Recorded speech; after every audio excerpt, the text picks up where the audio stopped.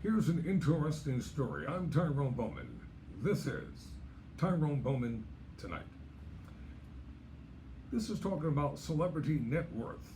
Irv Gotti just sold the Murder Inc. masters for $300 million. For decades, Irving Domino Lorenzo Sr. drove a taxi cab in the graveyard shift to support his wife and 9 children. One of those children was his namesake, Irvin Domenico Lorenzo Jr. As you might imagine, for a family with 9 children, money was tight. Money was especially tight after Irvin Sr. was unexpectedly laid off by the cab company. As Irving Jr. would later tell it, his father got laid off because he was approaching the point where he would have earned a pension. So after working for the company for just under 20 years, he suddenly found himself out of work.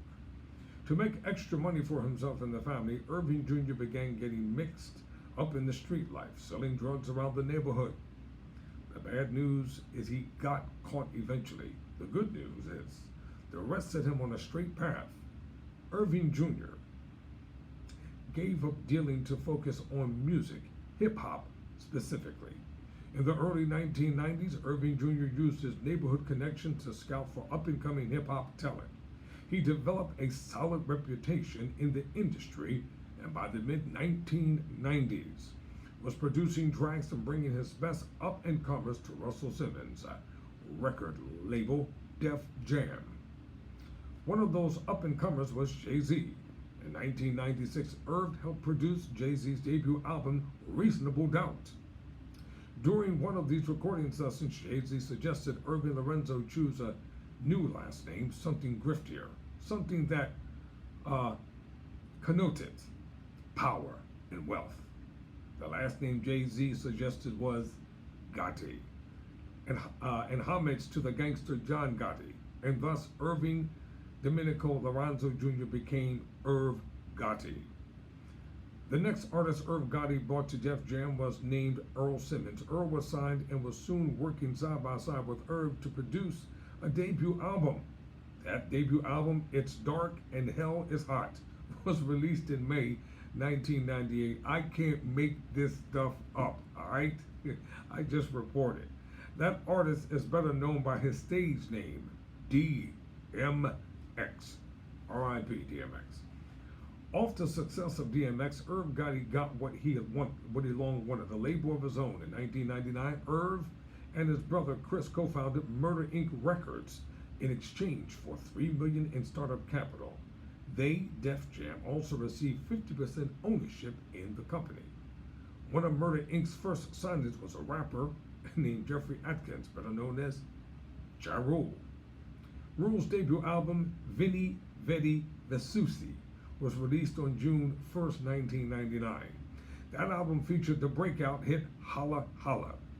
The success put Murder Inc. on the map, thanks to additional smashes from Ashanti and Christina Milian. Murder Inc. went on to sell 30 million units and generated more than $500 million in revenue. In a move that definitely would have made his father extremely proud, Irv Gotti struck a deal to sell the Murder Inc. masters to music management firm Anocast. According to a social media post from Irv himself, I'm signing a deal worth $300 million. $100 million off the deal is selling my masters. My masters, and I only own half. I own 50-50 with Universal Music Group. Half of my masters is worth $100 million. That's blanking insane. Extrapolating that a bit from what I can say, gather Irv sold the Murder Inc. masters for a total of $100 million. But as you recall from a moment ago, Def Jam, which is now owned by Universal Music Group, owns half of Murder Inc. So my understanding is that Irv personally just received $50 million from the deal. That's one caveat though. There's one caveat. I'm not sure if Irv's brother Chris will get a portion of that amount as his co-founder. Either way, either Irv's deal was a really nice sweetener in his own words. Not only is the company buying my masters, but they're giving me like a $200 million line of credit. for me not to just produce and create, but now own my television projects. So in total, indeed it is a $300 million deal all in all. Not bad for the son of a graveyard shift working cab driver.